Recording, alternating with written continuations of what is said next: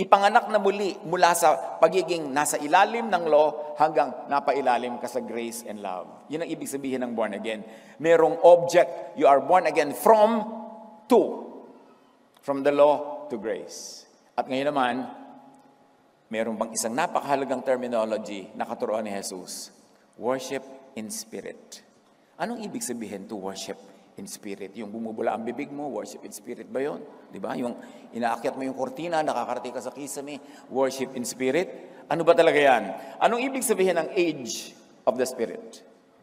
Na nung si Jesus dumating, pag-ahon niya sa tubig from baptism, bumaba yung Espiritong Banal sa kanya, the age of the Spirit has obviously dramatically begun.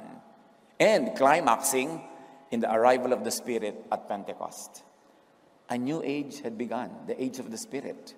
Pero maraming mga nagsasabing Kristiyano sila, patuloy silang under the age of the law. May naiba na. Kung may na born again, na iba ka born again from the law to grace, may na born again din sa age of the Spirit. From what to what? At yan ang ating sisikaping hinga ng kaliwanagan mula sa Diyos. John 4:21-24. Jesus said, God is spirit.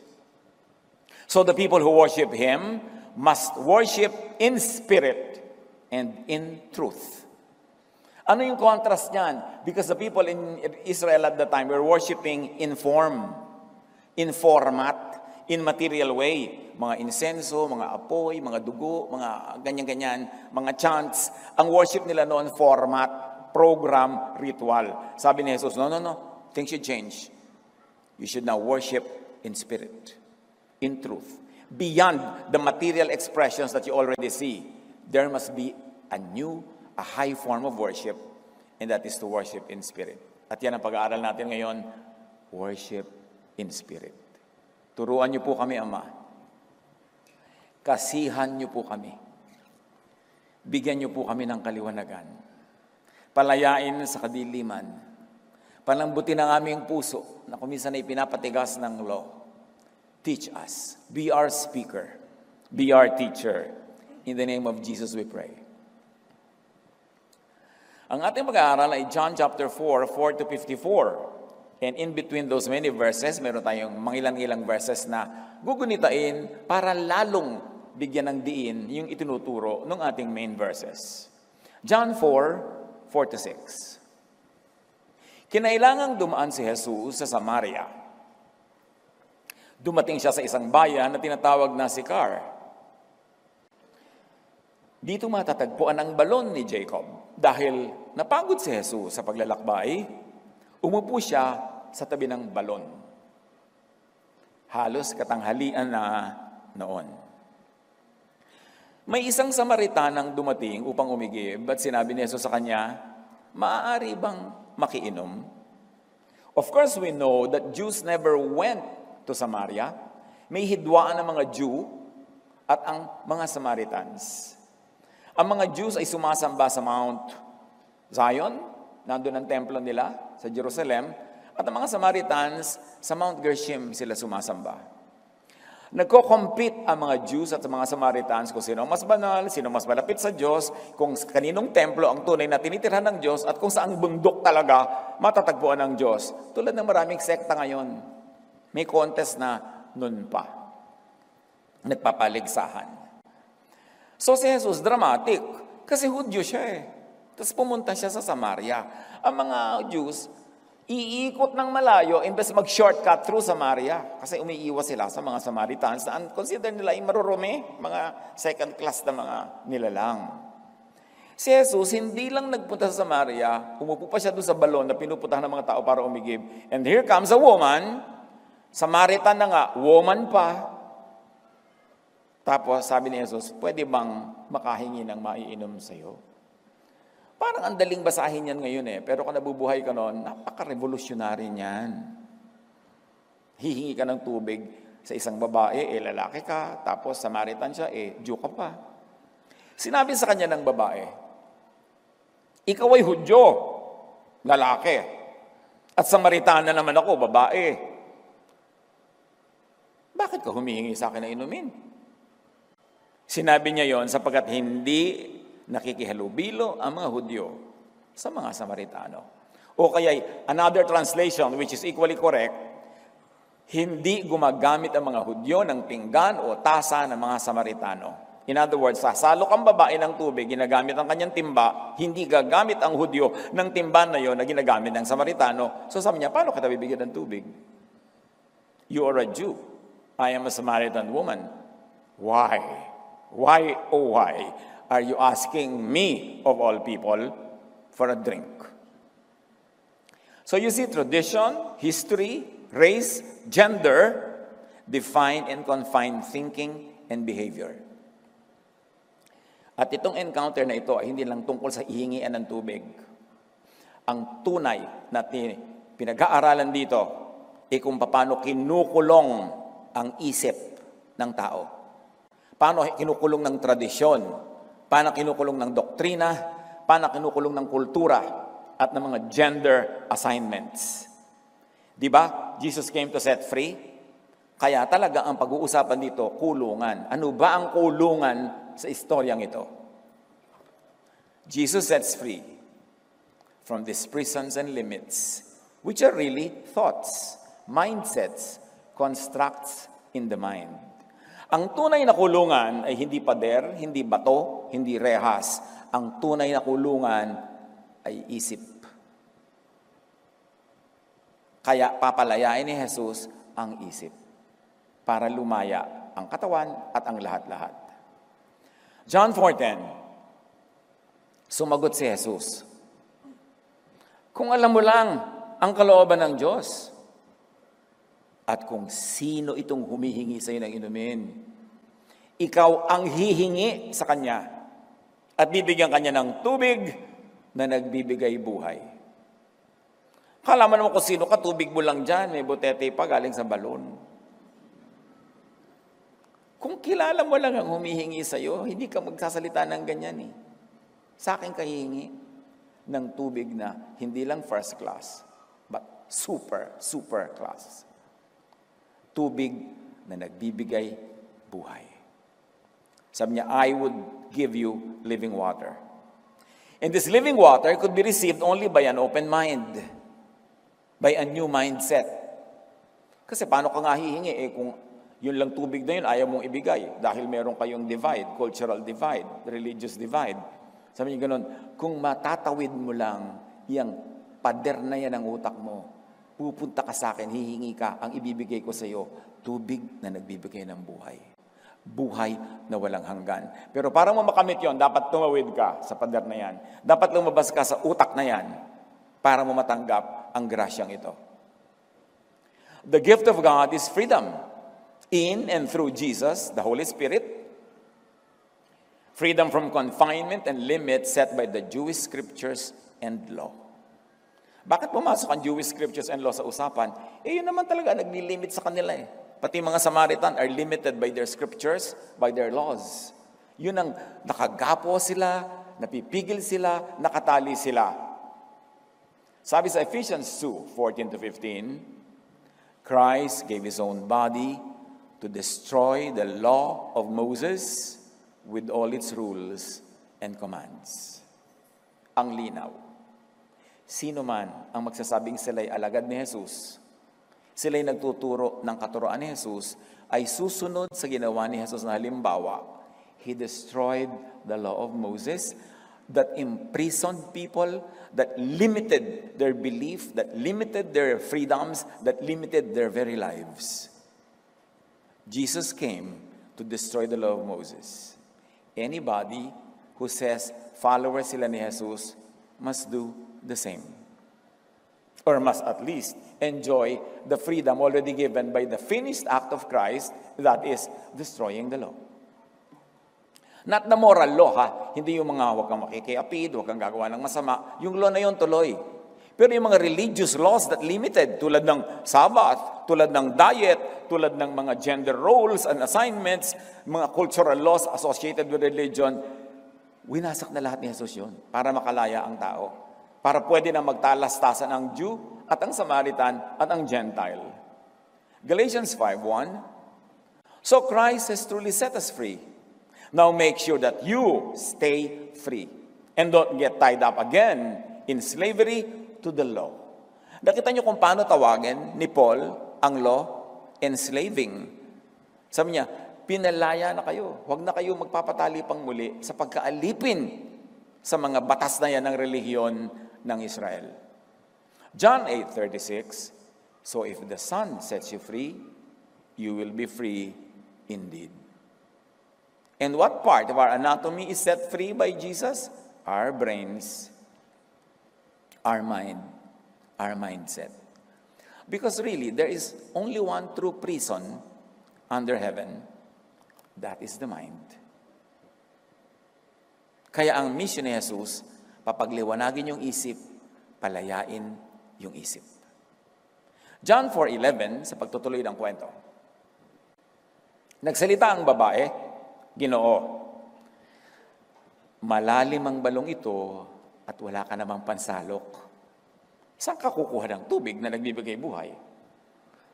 You have no tool and you cannot use mine because you're a Jew. I am imprisoned by that thought, and so must you be imprisoned. So there can be no helping between the two of us because we are limited by our traditions, by our scriptures, by our religions. Ang issue is Jewishness, race, religion as limitation. And actually, Jewishness, race, religion are issues of thought. Isip.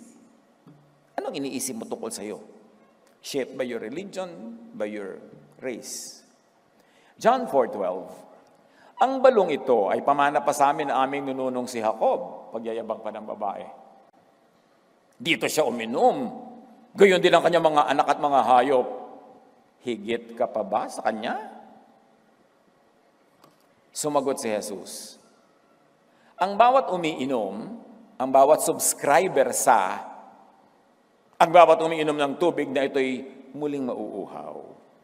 Ngunit ang sino mang umiinom ng tubig na ibibigay ko sa kanya ay hindi na muling mauuhaw kailanman. Ang tubig na ibibigay ko ay magiging batis sa loob niya.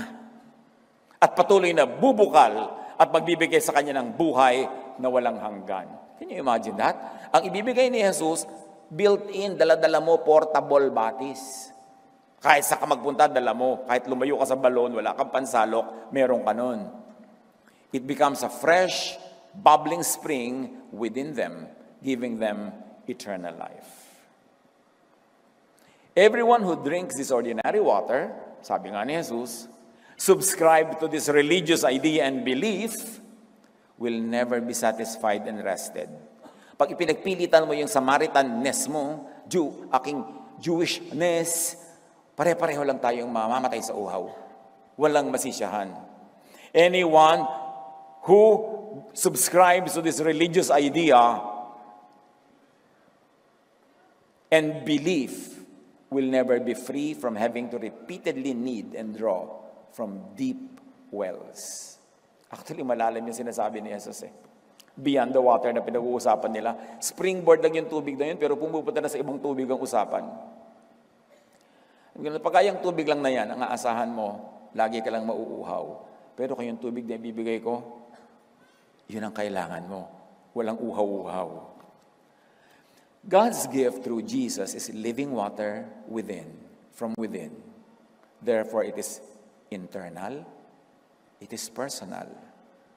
Balong ng tubig ng buhay mula sa loob, mula sa kalooban. Hindi galing sa ilalim ng lupa, hindi galing sa bundok, hindi galing sa templo, hindi galing sa relihiyon, nasa kalooban. Ang laki ng nakataya sa usapang ito. Pati yung mga religious sentiments nila nakataya. Kasi lahat yun mabubuwag kung maiintindihan ng nakikinig kung ano ang tubig na tinutukoy ni Jesus. Luke 17:20-21, some of the Pharisees asked Jesus, when will God's kingdom come? So iniisip nila external yung kingdom, darating from far away to near, from outside to inside. Jesus answered, God's kingdom is coming, yes, but not in a way that you can see.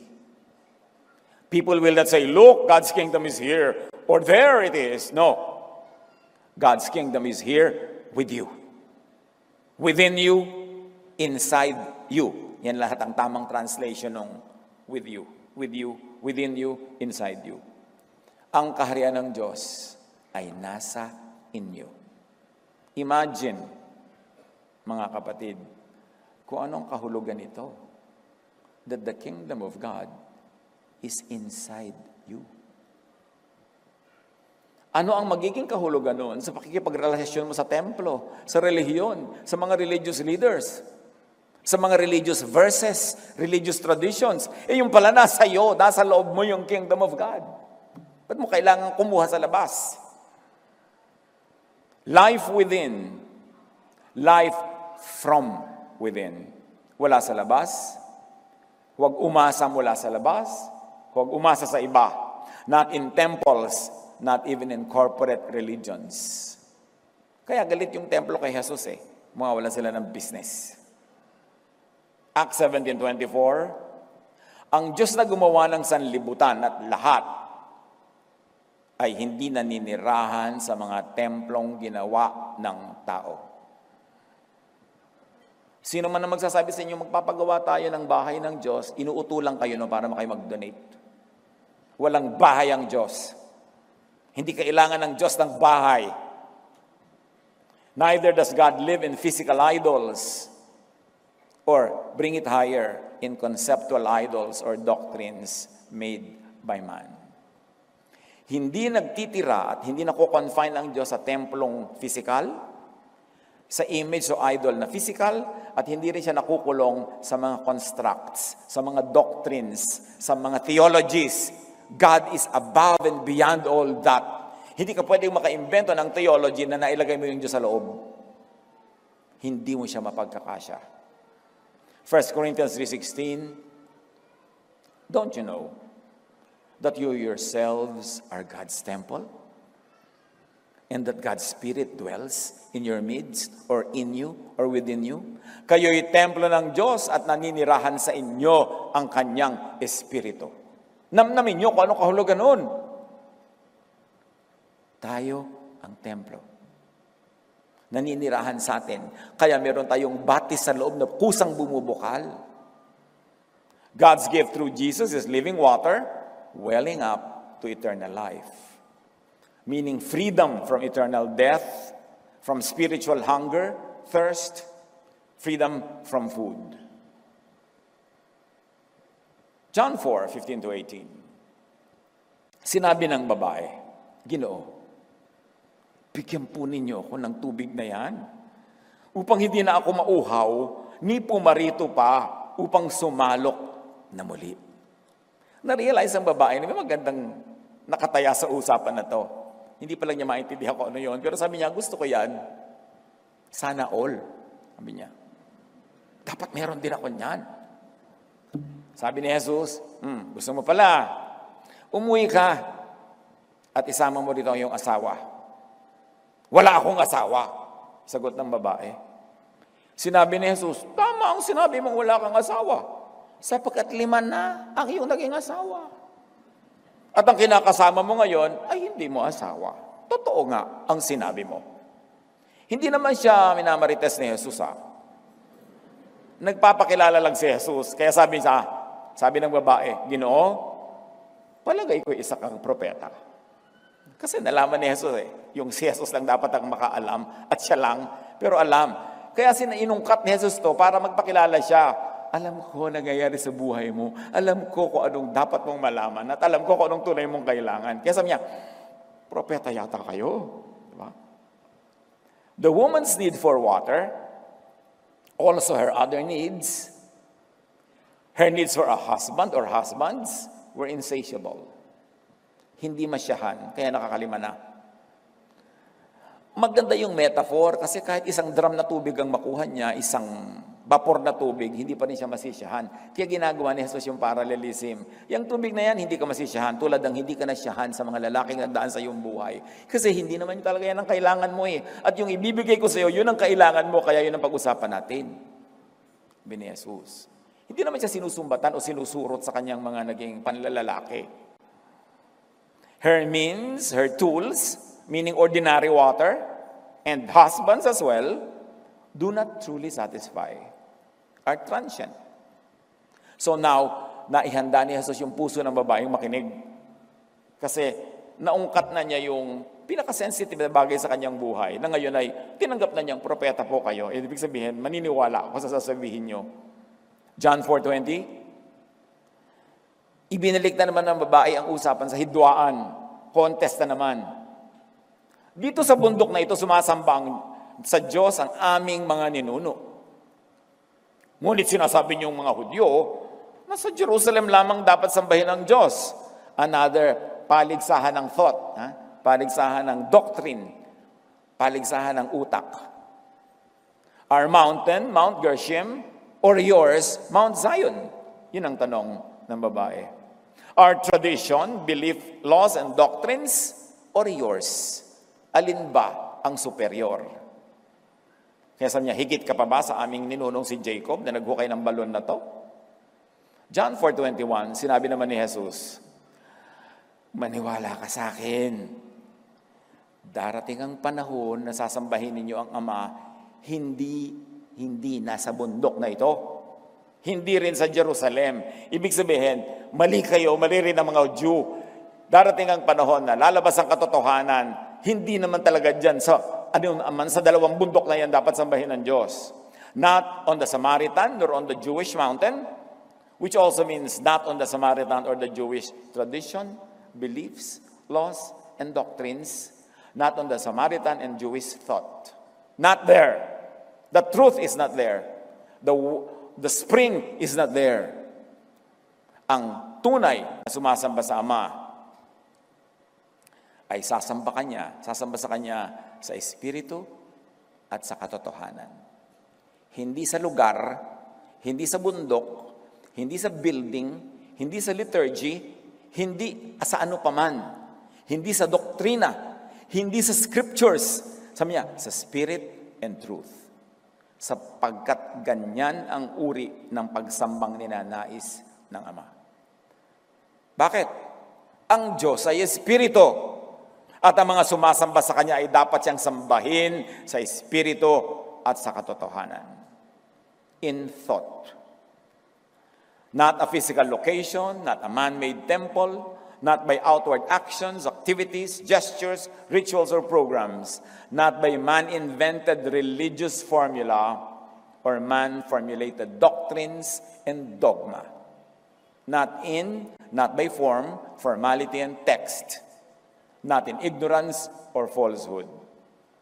God is Spirit, therefore God is Word, thought, idea. Kaya si Jesus, in the beginning was the Word.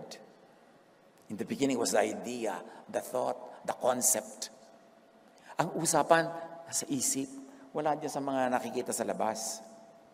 And His worshipers must worship in the Spirit and in truth, in the Word, in thought, in idea. And if you like to bring it another level higher, worship must be done in spiritual impulses, vibrations, frequencies from within to the heavens into the circle of God. Dapat malinaw kung saan lumilipat. From within the person into the heart of God. Direct. Romans 8:26. We are very weak. And may I suggest we are very weak in thought. But the Spirit helps us with our weakness. We don't know how to pray as we should. But the Spirit Himself speaks to God for us. He begs God for us, speaking to Him with feelings too deep for words. You see, sabi, we don't know how to pray. Tapos sa attend ka ng prayer meeting, may listahan, ito ipagpe-pray mo. Ito ipagpe-pray. Abang mabuti ka pa, alam mo. Kung ano ipagpe-pray, samantala sabi ng Romans, ang Espiritu, hindi nga tayo makapag-pray, magpe-pray na for us in our behalf. Kasi hindi tayo makaspeak ng spiritual language at this present limitation. We don't know how to pray. Do not presume. Sabi ganon, but the Spirit prays for us, speaking in God language to God for us, who do not speak that language at the moment. So worship in spirit and in truth supersedes tradition, doctrines, and even religious scriptures. Tandaan niyo yan. Ang tunay na worship in spirit, lampas sa scriptures na written, sa doctrines na ginagawa ng mga tao, at sa mga tradisyon, lampas. Kasi kung hindi, edi alam natin how to pray. We don't know nga sa kabila ng karami-raming doctrine.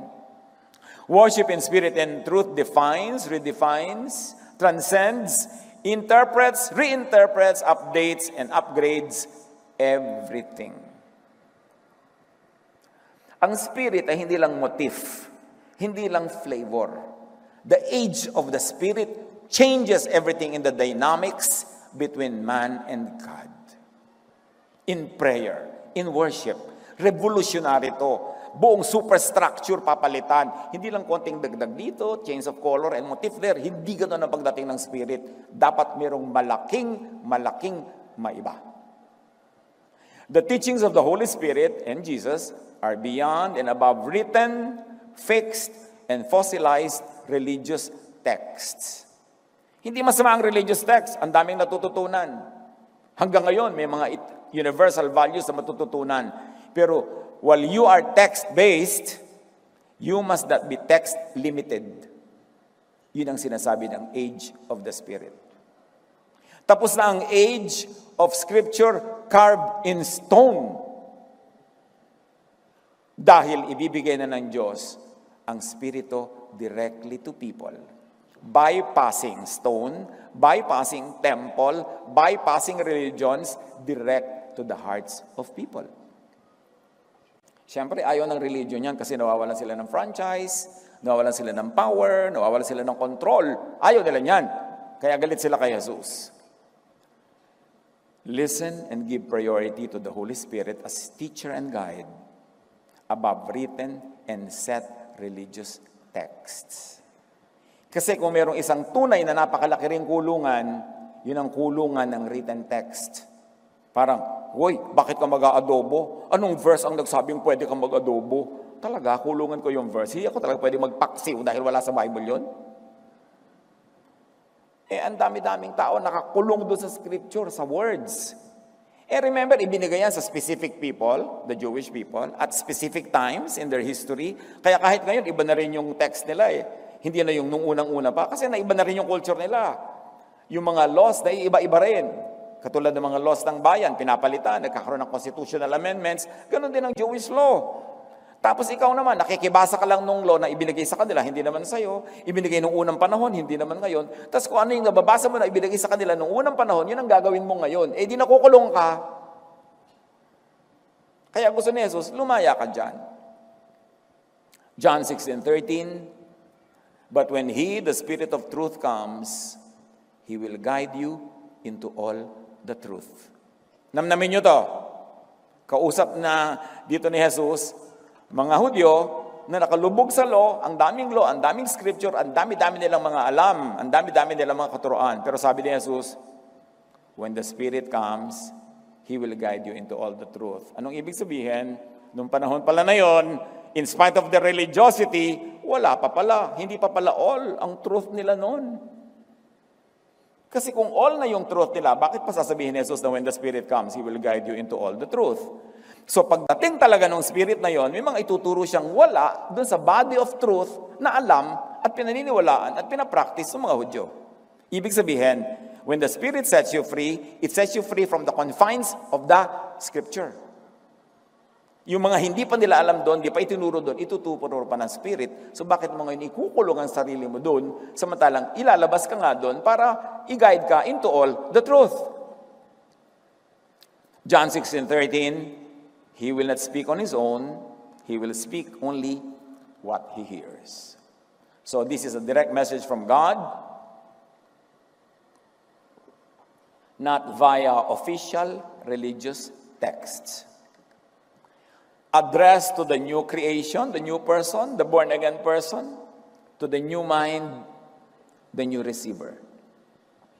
Binanggit ko kanina sa ating first worship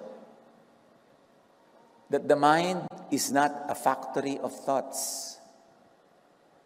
It is a receiver of thought. Kaya yung mind mo, pag na-born again, tumanggap kay Jesus, nagkaroon siya ng bagong frequency, nagkaroon siya ng bagong capacity to understand, nagkakaroon siya ng bagong capacity to understand messages from God, from the heart and mind of God. Napansin nyo ba, kung minsan nagpa-problem solving kayo, isip kayo ng isip, hindi nyo naman ma-solve. Pero minsan, nagsasabon lang kayo, nagtatanggal ang mga libag-libag, biglang, pumasok yung solution sa utak nyo. Hindi nyo naman talaga inisip. Siyempre, wala namang kinalaman sa libag yun. Ang point, ipinagkaloob. Ang utak natin, kaya ibinigay yan ng Diyos, hindi para ka mag-isip sa sarili mo, para ma-receive mo ang sinasabi niya sa iyo ng buong linaw. Ang isip na yan, para makatanggap ng new message sa new age of the Spirit, kailangan siya maging new heart. Kaya sabi, I will remove your heart of stone and give you a heart of flesh. Kailangan ma-born again yung utak mo, mapalitan ng frequency, ma-upgrade ang kanyang mga specs para makatanggap siya ng mga leveled up impulses and messages. Mangyayari lang yon pag tunay kang born again. Nakakatanggap ka at tinatanggap mo ang mga katuroang labas sa dati mo nang alam, yung iba, kabaligtaran ng dati mong alam. Kasi kung si Jesus darating para lang ulitin niya yung dati nang alam, wala naman siya idadagdag, walang iibahin, ba't pa siya dumating? Sayang naman yung pagod niya. Kaya siya dumating para palayain ka doon sa mga dating kulungan ng isip na yan at bigyan ka ng bagong mind, bagong thought, bagong spirit. At binigyan ka rin ng bagong command. Ipinalit sa lahat ng laws, isang command, love. You see, Jesus is about change. The Holy Spirit is about change. You cannot just continue being Jewish under the law. Tapos sasabihin mo, Christian ka. May pagbabagong malaki.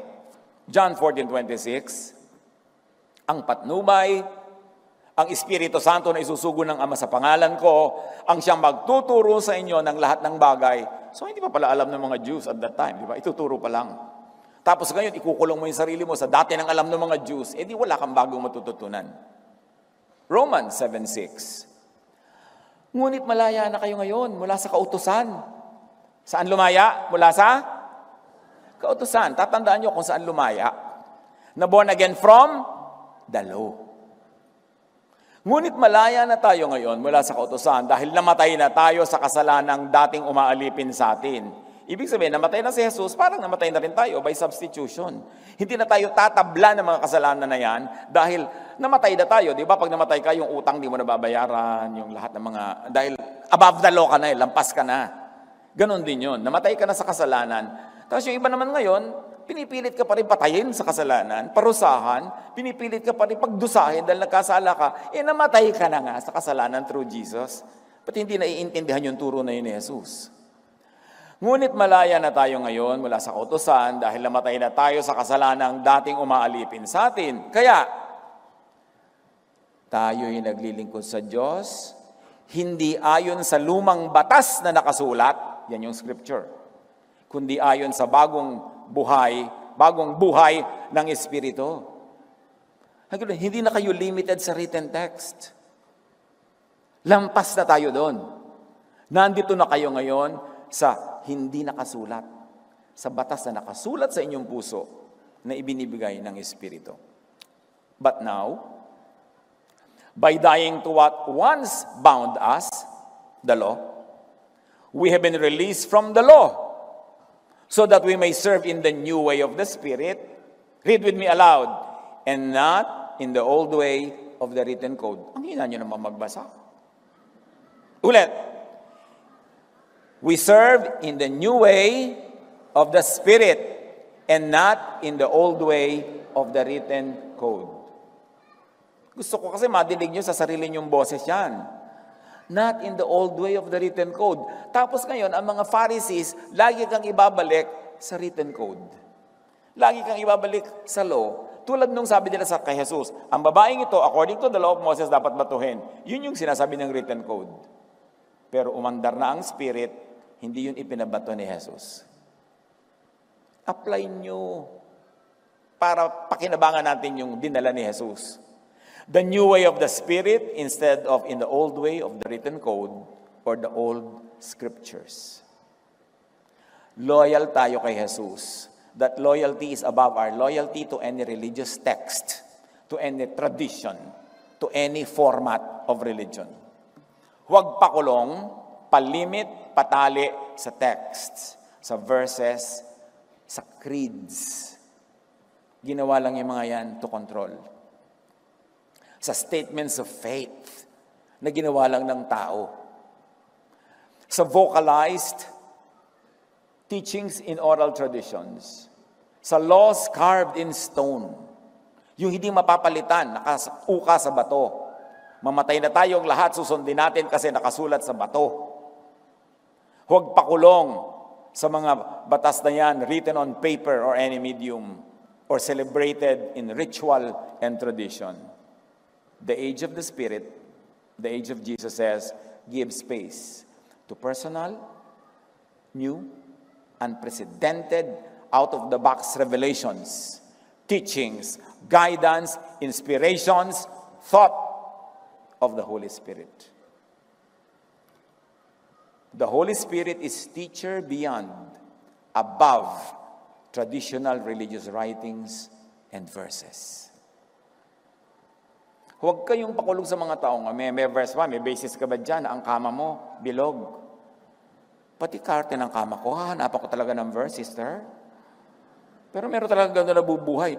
Kulong na kulong, wala ka nang pwede gawin kung hindi sinabi ng verse. Pinalabas ka na nga doon para ka lumaya. Hindi naman pinalabas para magwala, para gumawa ng lahat ng mga kasamaan. No. Kundi para lalo kang bumuti. Para lalo kang maging katulad ni Jesus. At para lumaya ka, ma-enjoy mo yung buhay na ibinibigay ni Jesus. But when He, the Spirit of truth, comes, He will guide you into all the truth. He will not speak on His own. He will speak only what He hears. And He will tell you what is yet to come. Sa age ni Jesus, hindi ba sabi ni Jesus, and then the end will come. The end of the temple yon. The end of the age of the law will come. Pag sinabi ni Jesus, it will happen, I'll be with you until the end of the age. Hindi end of the planet yon. Hindi end of the world. End of the age of the temple. End of the reign of the law. I will be with you to usher you into the new age of the Spirit of freedom and love. Hindi sapat sobrang manindigan at magmatigas sa mga traditional beliefs, hindi dapat. And practices. Kasi sabi nga ni Jesus, hindi pa yun all truth. Sabi niya, the Spirit will reveal to you all truth. So ibig sabihin, yung body of knowledge sila at that time, hindi pa yun all. May kulang. The Holy Spirit will not speak on His own, unlike Israel's religious teachers, but speak even from a higher and the highest authority. Not from human institutions that they have, but from heaven. Tapos i-ignorin mo. Lahat ikukulong mo na naman sa verses. Walang nangyari. The Holy Spirit will speak of things the Israelites had not even heard before. From the religious authorities, traditions, and doctrines. So huwag pakulong sa isip, sa utak, sa belief ng ancient Israelites. Hindi tayo limitado sa naging limitasyon nila. Hindi tayo inuutusang ikulungan sarili natin sa mga naging kulungan nila. Dinala na ni Jesus ang mga Israelita to a new age of the Spirit and freedom. Tapos yun naman mga non-Israelites who were never under the law, nung naging Christian, doon pa nagsalim pusa, doon pa nagpailalim sa law. Yun nga mga Jews pinalaya na ni Jesus sa law, ikaw naman na hindi Jew, sasali ka pa. Ano ba naman yun? Konting pag-iisip. Jesus teaches the truth unheard of by ancient Israel, far beyond what Israel had already heard, to be taught by the Holy Spirit, no less, coming from God directly, has yet to come, but was coming soon. Of course, that was said 2,000 years ago. Therefore, Israel and all believers had better be ready to hear new things. Israel and the non-Israelite believers of Jesus had better be ready to hear new things unheard of in the Jewish scriptures. Malinaw ba? Kailangan ready ka na makarinig ng bago, ng iba, ng nasa labas, ng kinaugalian ng Israel. Mark 1:27. Kaya nga pagdating ni Jesus, na obvious na yon. Ang lahat ay namangha, kaya't sila'y nagtanungan sa isa't isa. Paanong nangyari yun? Ito'y isang kakaibang katuruan. Yun ang reaksyon nila sa katuruan ni Jesus. Makapangyarihan niyang nauutusan ng masasamang espiritu at sumusunod naman ang mga ito sa Kanya. Proof of genuineness. You see, ang katuruan ni Jesus ay kakaiba, bago. Hindi repeat nung luma. Kaya kung ikaw, tunay kang nananalig kay Jesus, huwag kang matakot sa bagong karunungan, sa bagong kaalaman, dahil yun talaga ang dala niya. Hahanguin niya ang Israel sa mga lumang kaalaman na nagkukulong sa kanila. Therefore, Israel had better be willing to obey, to hear new teachings, and able to change their minds, their thoughts, their beliefs. Ang tunay na conversion ay hindi nagpabautismo lamang. Hindi nag-join ng isang church lamang. Ang tunay na conversion is change of mind. About what? About the law. About God's love. From judgment to grace. From harshness to love. Dapat change of mind. Romans 12:2. Hayaan ninyong baguhin ng Diyos ang inyong pag-iisip upang maunawaan ninyo ang Kanyang kalooban. Sa gayon, magagawa ninyo kung ano ang mabuti, kalugod-lugod, at ganap na kalooban ng Diyos. Ano daw dapat? Hayaan nating baguhin ng Diyos ang ating pag-iisip. Pag may binago sa isip, ibig sabihin may dating iniisip na iiwan at may bagong iniisip na pupuntahan. Yun ang pagbabago. Hindi pwedeng ipilit mo yung dati, basta walang gagalaw. Ano yan? Bonel? Uy, natatandaan ng iba dyan, di ba? Walang gagalaw sa Yeye Bonel. So, ganun yung iba sa doktrina. Walang gagalaw. Ito na yung nakalakihan ko. Walang papalitan. Ito na yung una kong narinig. Walang papalitan. No. Sabi, hayaan yung baguhin ng Diyos ang inyong pag-iisip. Kailangan mag-change. Let God transform you into a new person. Willing ka dapat, no? And be able to change doctrines and practices. From the old to the new. From the law to grace and love. From Moses-ness and Pharisee-ness to Jesus-ness. Kaya nga namamalata tayo lagi, kaji-Jesus-ness, di ba? Para talagang malinaw. Kasi kahit anong gawin mo dyan, magtitiwari ka, magwo-worship ka, akyatin mo yung mga poste. Pero pagka hindi nagbago ang iyong isip about the law, under the law ka pa rin. Natatakot ka pa rin at mananakot ka pa rin ng iba. Hindi ka lalaya, hindi ka paghaharian ng Diyos. What changes in belief and thinking and practices does Jesus in John 16:13 teach and require? Especially of people who had earlier subscribed to traditional teachings that will now have to submit to new teachings that the Holy Spirit will reveal. Pag-isipan mabuti yan. Kailangan may pagbabago. May nagsasabi pa, nagbago ka na. Dapat talaga, di ba? Dapat tayo nagbabago. Kailangan tayo magbago. Even Jesus grew in wisdom. Tayo pa ang hindi mag-grow. Alam niyo ibig sabihin ng growth? May na-outgrow ka, so you grow into something. So huwag kang matakot may ma-outgrow, may maiwan. Dapat yun. Kailangan yun. Jesus sets free from the bounds of written religious texts. Now, that is a major enlightenment. Kailangan natin pag-isipang mabuti yan. Hindi natin binabaliwala ang written religious text, pero hindi tayo nagpapalimit doon. Dahil merong leading ang Holy Spirit outside of it. Listen and give priority to the teachings of Jesus as teacher and guide above written verses. Si Jesus, ang dami niyang ginawa. Di ba may written verses? Wala ka dapat gagawin pag Sabat. Ang dami nga niyang ginawa pag Sabat. So, ibig sabihin, lumabas siya sa verses. Sabi ng iba, huwag kang kakain ito, huwag kang kakain ito. Sabi ni Jesus, kahit anong kainin mo, hindi marurumihan ang spirit mo. O, lumabas siya sa verses. Ang daming ginawa ni Jesus na paglabas. So, huwag kang pakulong. John 14:13, sumagot si Jesus, ang umiibig sa akin ay tumutupad ng aking salita. Hindi salita ng iba, ng aking salita. Iibigin siya ng aking Ama, at kami pupunta at mananahan sa Kanya. Paano ka daw pananahanan ng Ama? Pag pinahananahanan ka ni Jesus. Paano mananahan sa si Jesus? Pag ikaw ay tumutupad sa Kanyang salita. Hindi sa salita ng iba, sa salita niya. Kaya kahit sino pa man ang pinapakinggan nyo, pinopoon nyo, sinusunod, dalhin nyo muna kay Jesus. Ano sabi ni Jesus tungkol dyan? Kaya pinupuon nila si Moses. Sabi ng batas ni Moses, babatuhin ng babae hanggang mamatay. Yun ang pinupuon nila eh. Sabi ni Jesus, kung sinong walang kasalanan, di bumato. In effect, hindi niya pinabato. So, lumabas si Jesus sa salita na yun ni Moses, may bago na siyang kautosan. Okay, mambato dyan.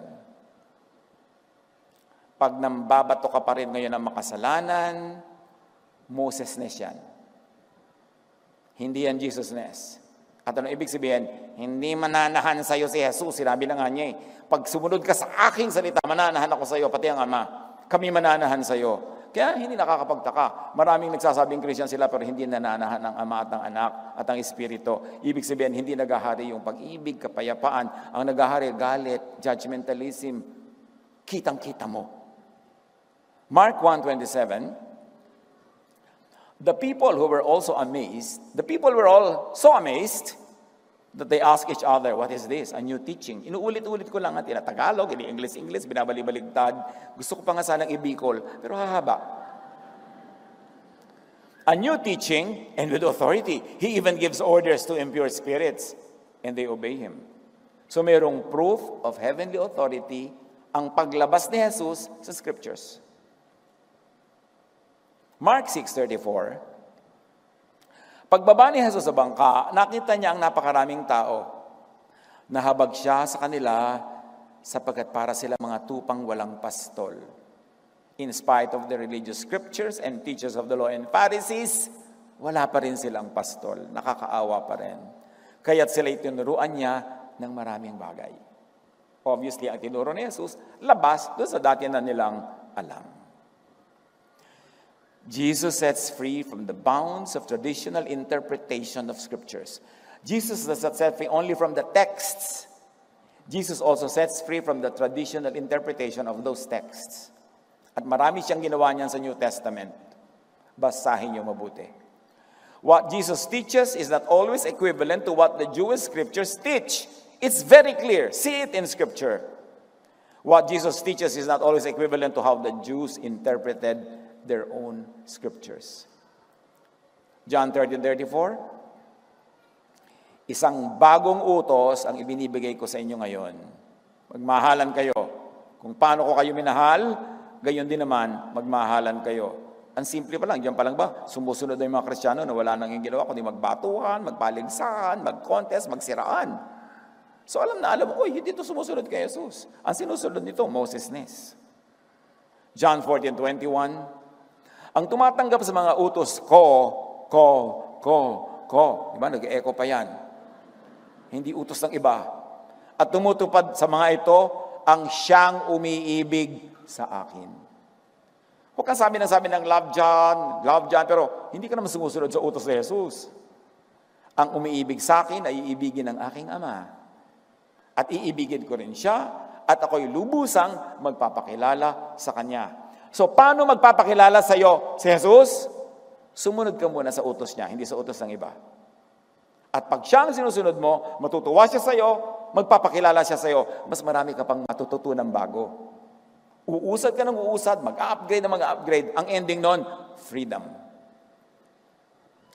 Sumunod muna sa utos ni Jesus para mas lubusan pa siyang magpakilala at mag-reveal. Jesus sets free by giving space for what the Holy Spirit teaches apart from and outside of written verses. We respect the verses and we use the verses as long as they pass the Jesus filter. That should be clear. What Jesus teaches is equivalent to what the Holy Spirit teaches and will and would still teach. Acts 7:51, napakatigas ng ulo nyo. Bakit daw? Kung ano ang ginawa ng inyong mga ninuno, yun din ang ginagawa ninyo ngayon.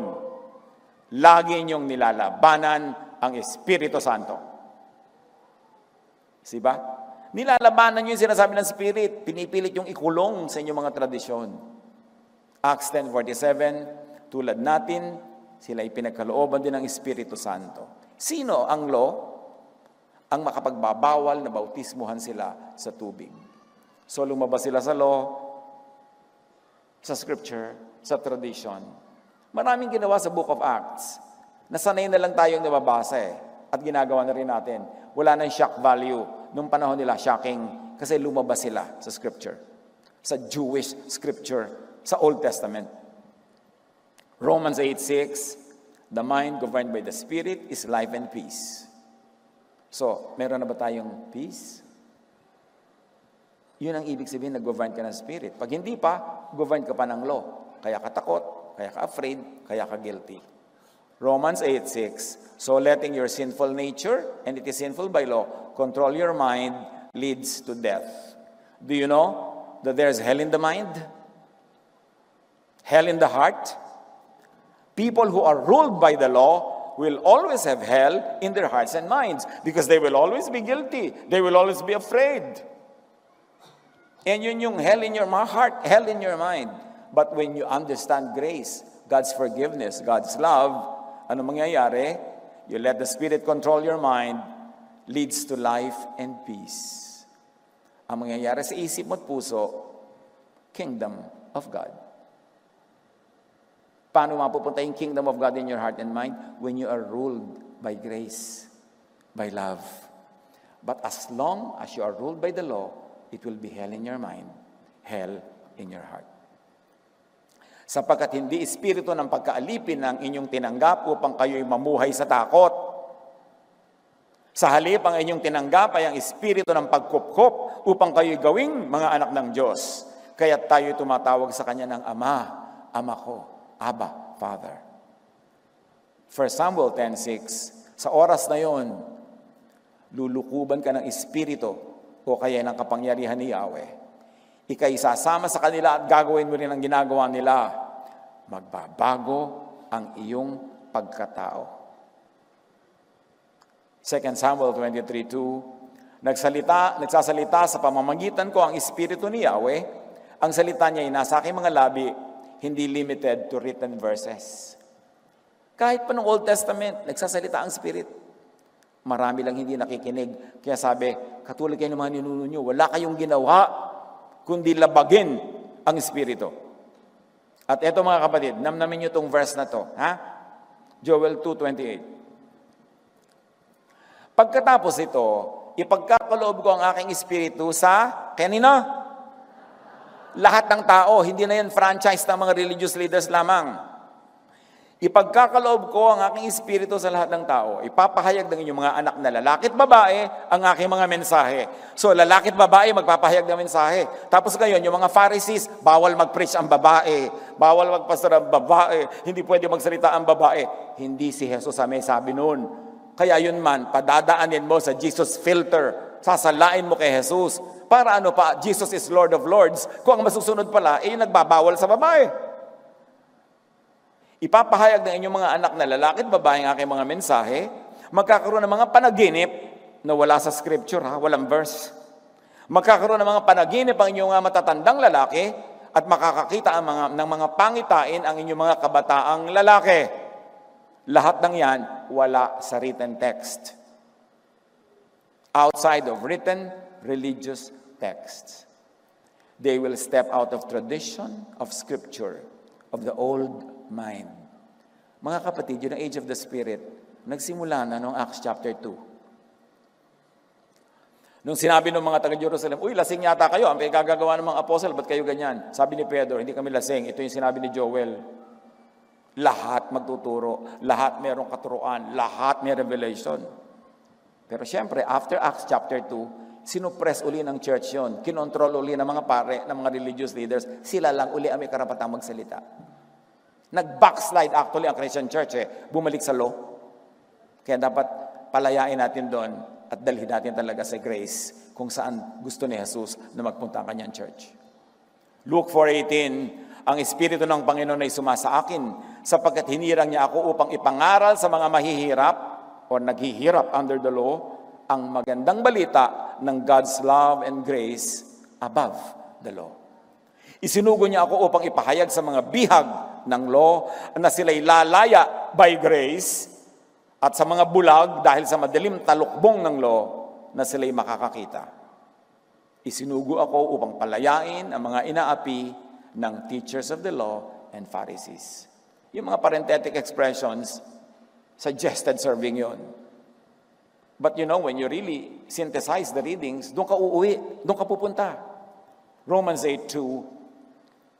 And because you belong to Him, the power of the life-giving Spirit has freed you from the power of sin that leads to death. Sa pamamagitan ng kautusan ng Espiritong nagbibigay buhay, dahil sa pakikiisa natin kay Kristo Jesus, pinalaya na ako mula sa kautusan ng kasalanan at kamatayan. Jesus sets free by decriminalizing spirit-led breaking and stepping out of the law. Kasi alam nyo, kinicriminalize ng mga Pharisees yung pag-step out of the law. Pagka hindi ka na sumunod sa law, criminal ka na. Pagka may ginawa ka na hindi prescribed by the law, criminal ka na. No, Jesus sets free. Jesus decriminalized spirit-led breaking and stepping out of the law. As very, very graphically expressed, yung babae, hindi niya sinunod yung law, hindi niya pinabato. Galatians 5:18. Salamat na lang, 50 pages na lang pala yung natitira sa notes ko. Okay. Lapit na to. Galatians 5:18. But if you are led by the Spirit, church, read. You are not under the law. Tiyakin nyo lang na Holy Spirit, baka naman Spirit of the glass yan. No? Marami naman mga Spirit of the bote. Tiyakin nyo lang Spirit na holy. Ibig sabihin, wala siyang ipapagawa sa inyo na hindi sang-ayon sa pag-ibig, kabutihan ng Diyos expressed in Jesus. Jesus pa rin yung filter. Para may protection ka rin kung ano-ano spirit ang maisip mo dyan. But if you are led by the Spirit, you are not under the law. Halimbawa, sabi ng napakahigpit na church, walang a-absent na Sunday school teacher, 52 Sundays a year. Dapat nandito kayo, bumiyak man ng lupa, kumidlat, di ba, magka-tsunami, magkaroon ng earthquake, magturo kayo dyan. Eto ngayon yung lola mo, nagtatampo sa'yo, naglalambing, taga-malayo. Ako, hindi mo na ako dinadala, wala nung na-born again ka. Led ka ngayon ng Spirit, pupunta mo yung lola mo, nalagihingalo na nga, di ba? Sasabihin mo doon sa iyong mahigpit na teacher, na superintendent, absent muna po ako sa Sunday, pupunta ako sa lola ko. No! The Sunday is for God. Diba? The whole of it. Hindi lang 1 hour, 1 whole day. Yun yung law. But if you are led by the Spirit, you are not under the law. Umabsent ka. Puntahan mo yung lola mo. Kasi inaalipin ka lagi ng church. Kahit naghihingaluan ka mag-anak, ikakasal ang pinsan, ililibing ang lola, hindi ka pinapa-attend. Kahit naman magturo ka na magturo, pareho pa rin yung mga marites. Hindi rin naiiba. You are not under obligation to the law of Moses. Lalo naman sa law of the Pharisees. At lalong-lalo naman hindi sa law of modern-day Pharisees. Kung pinapatubayan kayo ng Espiritu, wala kayo sa ilalim ng kautusan. Paano po yan, Pastor? May picnic yung office namin, nandun yung gwapo. Sunday. O ano ba? Kanino spirit ba yan nangungusap sa'yo? Diba? Di makinig ka. Baka naman mapagsarahan ka na ng langit, di umabisit ka ng isang araw. Ano ba naman yon? Magsasara ba yun, church, dahil lang pumarada ka sa harap ni gwapo sa picnic? Pero i-demonize yan ng mga Pharisees. Bawal sumaya, bawal umibig, bawal magka-girlfriend, bawal magka-boyfriend. Pag tumanda ka namang dalaga at binata at may sakit ka, di ka naman aalagaan, wag di ko na yan. Ako, lagaan ka ng mga yan. No. Kaya makinig ka sa Spirit. Paano mo malalamang Spirit? Loving, user-friendly, helpful, kind, accommodating. Yun. O, palakpakan nyo kung gusto nyong pumarada. Kung pinapatnubayan kayo ng Espiritu, wala na kayo sa ilalim ng kautusan. Para ano pa dumating si Jesus? Dumating age of the Spirit. Tapos lahat pala ng gagawin mo, nakatali ka rin. Gumising ka, maruha. Kailangan, kasi matagal na tayong inuuto ng mga Pharisees, kinukulong, kinukontrol. So not only by written texts, ang lahat-lahat. Listen to this. Be verse-based, but do not be verse-limited. Yes, maganda, may verses yung mga ginagawa mo, may verse references. Pero marami kang pwedeng gawin na wala sa verses, tulad ng magluto ng adobo. Talaga kahit mangisay ka, hindi mo makikita yan doon. So, huwag kang ganun, huwag kang literal, huwag kang masyadong legalistic. Grow. Grow up beyond and out of the scripture box into the Spirit-filled skies. In the age of the Spirit, the sky is the limit. Huwag mo lang i-break ang kaisa-isang command ni Lord, love. So, pwede ko na po palang nakawan yung kapatid ko ng mana. Loving ba yon? Hindi po. Hindi pwede yon. Kasi may love na law. At i-apply mo yan sa lahat ng bagay. And you can never go wrong if you applied love. Luke 2:52, and Jesus grew in mind, in wisdom and stature, and in favor with God and man. Who grows in favor with God? Those that grow in wisdom. And to grow in wisdom, you have to outgrow old wisdom. Huwag matakot mag-grow. Luke 5:37-39, and no one pours new wine, and may I say grace. No one pours new wine of grace into old wineskins mentality. Otherwise, the new wine will burst the skins. The wine will run out, and the wineskins will be ruined. No, new wine, grace and love, must be poured into new wineskins, into new minds. Ang new teaching na love and grace, kailangang tanggapin ng new mindset. Palitan yung utak, palitan yung capacity, yung vibration, yung channel para makatanggap ng bagong meaning. New thought into new receivers. Ephesians 4:15.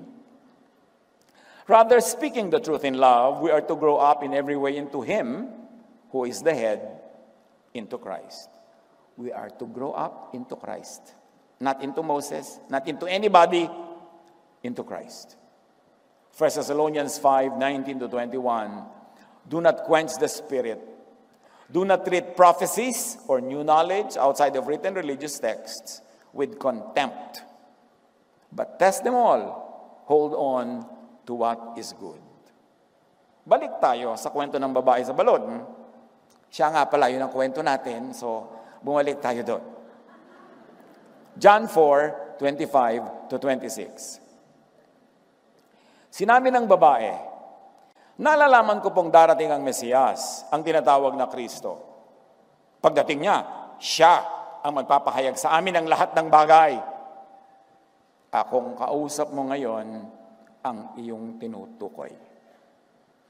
Sabi ni Jesus, I am the Messiah. Dumating na. So pakinggan.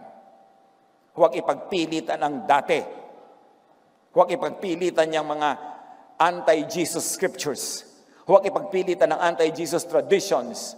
Dumating na ako, so makinig ka na. Yun ang ibig sabihin ni Jesus.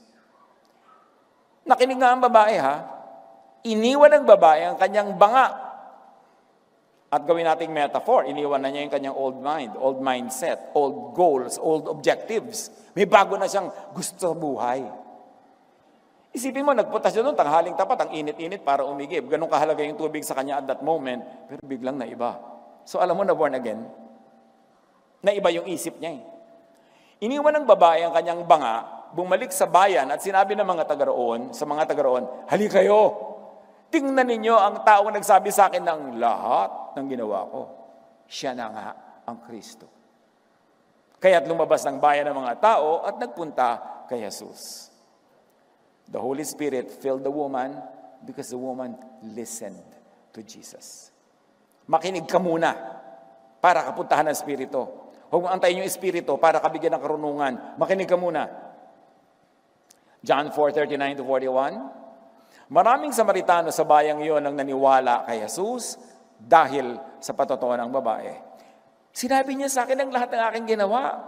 Kaya't pumunta sila kay Jesus at nakiusap na tumigil muna siya ron. Imagine, ayaw nila sa mga Hudyo, di ba? Ngayon, nakiusap pa sila. Stay some more. At tumigil nga siya ron sa loob ng 2 araw. At marami pang sumampalataya nang mapakinggan siya. The Holy Spirit touched and filled many Samaritans.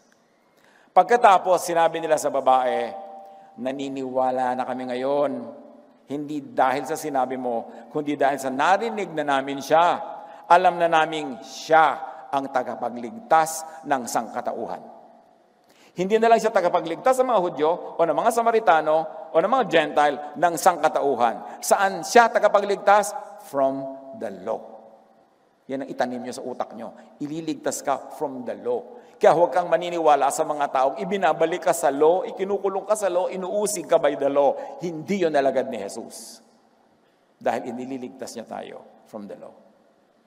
Ano ang kahulugan niyan sa buhay natin na practical araw-araw?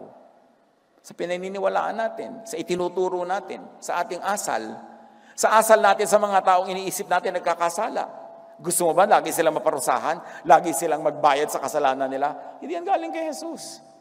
Kailangan mabago ang isip natin tungkol sa sin, tungkol sa law, tungkol sa grace, tungkol sa love. Dahil pag hindi mananahan sa iyo si Jesus, hindi mananahan sa iyo ang Ama, akala mo lang. Tapos ang bumubukal sa bibig mo, judgment, galit, pronouncement of galit. Alam mong, hindi nananahan sa iyo ang Espiritu.